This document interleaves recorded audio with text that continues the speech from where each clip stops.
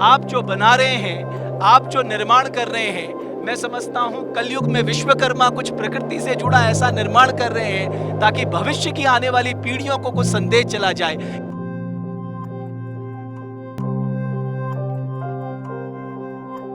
आदमी जितना बिजी हो जाता है, रईस हो जाता है, बड़ा आदमी हो जाता है, प्रकृति से दूर चला जाता है।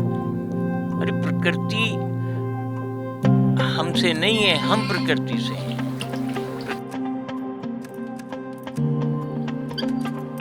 प्रकृति को पहचानिए, प्रकृति की छोटी छोटी चीज़ों में खूबसूरती देखिए, जानवरों को नज़दीक से देखिए, उनमें कितनी समझ है। अनफॉर्चुनेटली आदमी ये समझता है कि उससे होशियार तो कोई है ही नहीं।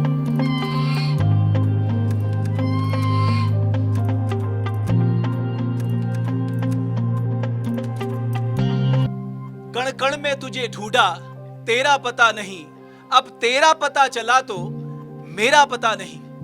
हम ईश्वर की तलाश में न जाने कहां कहां भटकते रहते हैं, लेकिन हमेशा ये भूल जाते हैं कि ईश्वर प्रकृति के रूप में चारों ओर हमारे सामने विद्यमान है।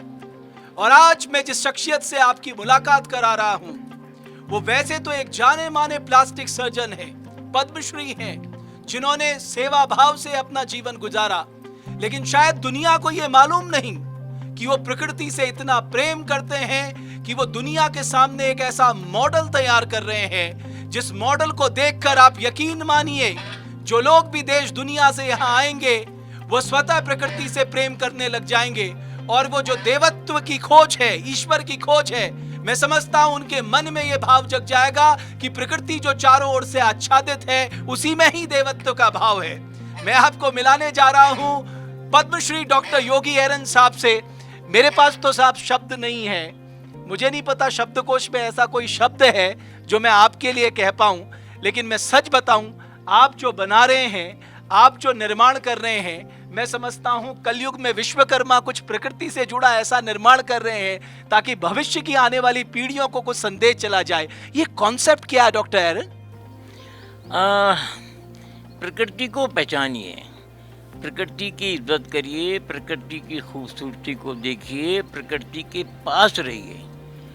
मुझे ये कहते हुए बड़ा ताज्जुब होता है कि आदमी जितना बिजी हो जाता है, रईस हो जाता है, बड़ा आदमी हो जाता है, प्रकृति से दूर चला जाता है। अरे प्रकृति हमसे नहीं है, हम प्रकृति से हैं। प्रकृति को पहचानिए, प्रकृति की छोटी छोटी चीज़ों में खूबसूरती देखिए, जानवरों को नज़दीक से देखिए, उनमें कितनी समझ है। अनफॉर्चुनेटली आदमी ये समझता है कि उससे होशियार तो कोई है ही नहीं। मैं एक आपको उदाहरण देता हूँ। 7 अरब आदमी हैं पूरी दुनिया में। एक कोविड वायरस एक आदमी के वज़न के बराबर, इतने कोविड वायरस 7 अरब लोगों को मार सकते हैं, और 7 अरब आदमी मिलकर भी कोविड के वायरस को मार नहीं सकते। छोटी छोटी प्रकृति की छोटी छोटी चीज़ों को देखिए, बहुत बलिष्ठ हैं, बहुत उनके इस विशेष गुण हैं, उसको पहचानिए, उसकी इज्जत करिए। That's all. बट सर, ये जो आपने निर्माण किया है, और मैं देख रहा था कि प्रकृति के साथ कैसे हम तालमेल बना सकते हैं, कैसे सानिध्य रख सकते हैं, या प्रकृति के सानिध्य में हम कैसे अपना जीवन चला सकते हैं, वो सब कुछ मुझे यहाँ दिखा। तो क्या आप वर्ल्ड को एक ऐसा मॉडल देना चाहते हैं कि ताकि उनको लगे कि साहब आप जिस ईश्वर की खोज में चल रहे हो तो आपके सामने है, चारों ओर आपके विराजमान? आप बिल्कुल ठीक कह रहे हैं। हम प्रकृति के बहुत नज़दीक रहना चाहिए हमको। हम प्रकृति से दूर चले जाते हैं। आप ये देखिए, प्रकृति पहले पैदा हुई, छोटे छोटे जानवर पहले पैदा हुए, कॉकरोच पहले पैदा हुए, हम तो बहुत बाद में पैदा हुए साहब, और हम सबसे पहले मरेंगे। ये जानवर जिनको हम तुच्छ समझते हैं, ये मनुष्य जाति प्रजाति के ख़त्म होने के बाद तक जिंदा रहेंगे। इनकी इज्जत करिए। छोटे छोटे जानवर में देखिए किस कदर काबिलियत है। एक छोटी सी चींटी को देखिए कैसे घर बनाती है, हम नहीं कर सकते। मेरे पास ऐसे ऐसे घर हैं जो चींटियों ने बनाए हैं, दीमक ने बनाए हैं। आप यकीन करेंगे, एक दीमक का घर है जो 33 मंजिला है, एंट्रेंस एक है और बहुत लाइट वेट है, और उसमें शेल्फ्स हैं, पार्टीशंस हैं। आदमी अपने को बड़ा भारी आर्किटेक्ट समझता है। ज़रा आप दीमक को देखिए कैसे वो रिपेयर करती है, कैसे घर बनाती है, जो रानी है उसको कहाँ रखती है, उसके लिए अलग कमरे होते हैं, डिवीजन ऑफ लेबर है। आदमी अपने को बहुत ही टीस मार का समझता है साहब। मैं तो समझता हूँ आदमी का नंबर काबिलियत में इन छोटे जानवरों के बाद आता है। लेकिन आपने यहाँ पशु पक्षी हैं, मछली मैंने देखी, आपके हर चीज आपने यहाँ पर रखी है। तो ये मॉडल क्या होने जा रहा है, मतलब मैं जानना चाहता हूँ। देखिए, this is flora and fauna. यहाँ सिर्फ जानवर रहेंगे या प्रकृति रहेगी, यहाँ आर्टिफिशियलिटी नहीं रहेगी।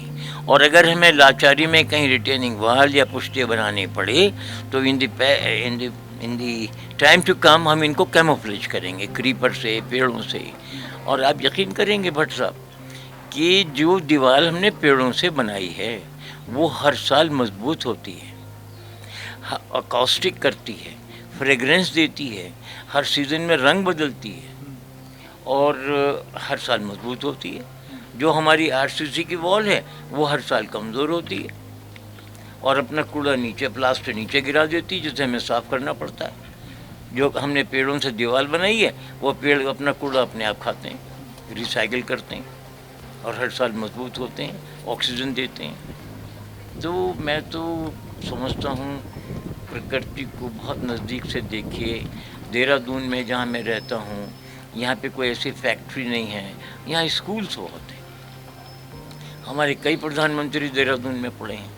तो उन स्कूलों के लिए एक ऐसी जगह होनी चाहिए जहाँ थोड़ा सा अम्यूज़मेंट हो, कुछ साइंटिफिक हो, कुछ नेचुरल हो, फ्लोरा हो, फौना हो। मैं आपसे सच कहता हूँ कि लोगों को गिनी पिग में, खरगोश में फ़र्क नहीं पता। जब अंग्रेज़ी स्कूल के बच्चे आते हैं तो मैं चाहता हूँ वो उसके हैबिटेट को देखें, उसकी आदतों को देखें, उसकी फ़र्क को छुएं, वो कैसे अपना घर बनाता है, कैसे बच्चों को फीड करती है उसकी माँ। तो ये देखने वाली चीज़ है। तो इस तरह का प्रयास है कि जो बच्चे हैं वो प्रकृति से जुड़ें, वो छोटे छोटे जानवरों की अहमियत को समझें, अपने को प्रकृति में की खूबसूरती ढूंढने का प्रयास करें। मैंने देखा कि आपने गुफा के अंदर नेचर से जुड़े बेड तैयार किए हैं, उसके ऊपर आपने पानी के लिए पूरा एक कैनाल की तैयारी की है और वहाँ पर आपने फिशेस रखी हैं। मतलब ये इसको कहते हैं कि साहब एक अद्वितीय एक आपने इस तरह का पूरा एक कॉन्सेप्ट दे दिया है। वो जो अंदर जो बेड है उसके पीछे आपकी क्या सोच रही है? भट्ट जी, ऐसा है, अमेरिका में जगह जगह बंकर बने हुए हैं और इस हिसाब से बने हुए हैं कि अगर चाइना से अटैक होगा तो हवाई जहाज़ किधर से आएगा, बम किधर से गिरेगा, बंकर की डायरेक्शन कैसी होनी चाहिए। बंकर हर जगह जगह उन्होंने बंकर बना रखे हैं और वहाँ लोगो लगे हुए हैं। इंडिकेशन है कि अगर एटम बम का ख़तरा हो तो ये तुम्हारे पड़ोस में बंकर, उसमें घुस जाओ। तो ऐसे ही मैं गुफा बना रहा था। बाद में मैंने देखा कि उस गुफा को हम एज ए बंकर यूज़ कर सकते हैं। जो बंकर के स्पेसिफिकेशंस हैं भट्ट साहब, उसमें 4 इंच की लेड की वॉल को रेडिएशन क्रॉस नहीं कर सकता और 3 फुट 4 फुट की आरसीसी वॉल को नहीं कर सकता। तो मैंने देखा कि वहाँ पे तो करीब 10 बेड तो हमने ऑलरेडी डाल दिए हैं। ये जो अंडरग्राउंड हमने बनाए हैं इसमें 20 बेड हम डाल सकते हैं जो इमरजेंसी में एज ए बंकर यूज़ हो सकते हैं। मेरा मतलब ये नहीं है कि मैं बंकर बनाऊंगा और एटम बम गिरेगा, लेकिन आम पब्लिक को, बच्चों को, अंग्रेज़ मीडियम के जो बच्चे हैं, Dehradun is educational hub of northern India, तो उन्हें ये पता होना चाहिए कि बंकर की क्या स्पेसिफिकेशंस हैं, बंकर से हम कैसे बंकर को यूज़ कर सकते हैं और बंकर के क्या क्या यूटिलाइजेशन है, तो वो सब उसमें डिमॉन्स्ट्रेटेड हैं।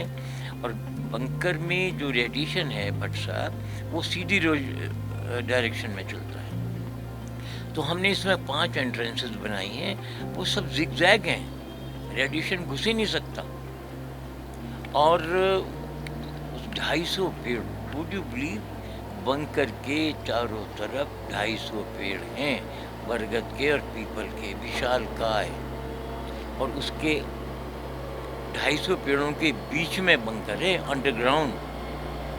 और उसके ऊपर 300 फीट लंबी नहर है जो पानी से भरी हुई है, क्योंकि हीट बहुत जनरेशन होती है। तो पहले तो पेड़ बचाएंगे आपको। जो पेड़ हैं भट्ट साहब, वो बंकर के चारों तरफ 5 कंसेंट्रिक रिंग्स में हैं, 5 गोलाई में हैं। पहले बाहर वाला पेड़ मुरझाएगा, फिर अंदर वाला मुरझाएगा, फिर आप जहाँ बैठे हुए हैं उसके ऊपर सीमेंट की छत है, जिगजैग रास्ता है, और आपकी छत पे 10 फुट चौड़ी पानी की नहर है, 300 फुट लंबी, जिसका पानी एवोपरेट करके हीट को कंट्रोल करेगा।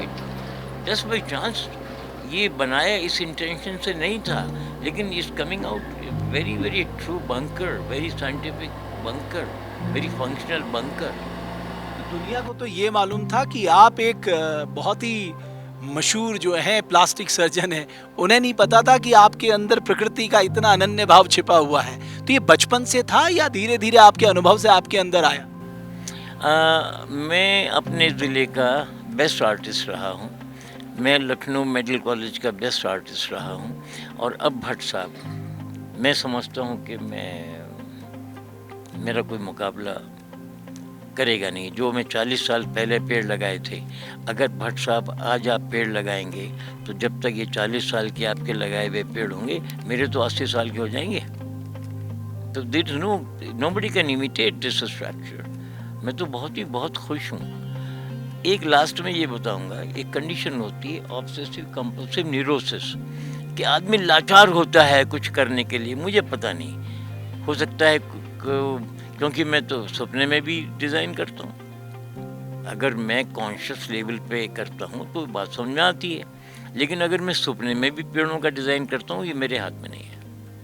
चलिए, बहुत आनंद आया सर आपसे बात करके। मैं आपको 4 पंक्तियां कहना चाहता हूँ कि कबीरा जब हम पैदा हुए जग हंसे हम रोए, ऐसी करनी कर चलो हम हंसे जग रोए। आप एक ऐसा मॉडल देके जा रहे हैं, मुझे लगता है हमारे आने वाली पीढ़ी को, कि वाकई जो लोग प्रकृति से दूध होते हैं, हम तो सूर्य को भगवान मानते हैं, तभी हम कहते हैं ओम आदित्याय विद्महे सहस्त्र किरणाय धीमहि तन्नो सूर्यो प्रचोदयात्, लेकिन आपने उसको यहाँ पर साक्षात रखा है। तो ये बड़ा आनंदित करने वाली जगह है, और मैं चाहता हूँ कि देश दुनिया से लोग यहाँ पर आएँ और देखें कि भारत भूमि के देवभूमि में जब आप मसूरी की ओर जाते हैं तो डॉक्टर एरन ने यहाँ पर एक बहुत सुंदर वाटिका तैयार की है जो प्रकृति से जुड़ी हुई है, और वहाँ से आप कुछ प्रेरणा लेकर जाएं। और मुझे बड़ा आनंद आया। बहुत धन्यवाद कि आपने एक अच्छा मॉडल दिया है।